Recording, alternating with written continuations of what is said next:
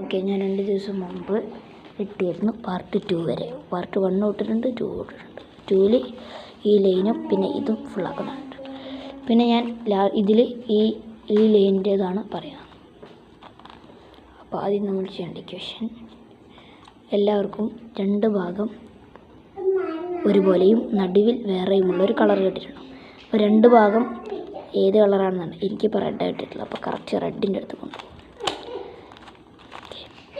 എന്നിട്ട് അതിൻ്റെ നേരെ ഓപ്പോസിറ്റ് കൊണ്ടുവരിക. എന്നിട്ട് ഞാൻ പറയുന്ന അൽഗോരിതം ചെയ്യണം. പറയട്ടെ, പറയാൻ പോവുകയാണ്, ശ്രദ്ധിച്ചു കേട്ടോ. റോപ്പോ F, റോപ്പോ B2 R, F Oppo R Oppo B2 R2.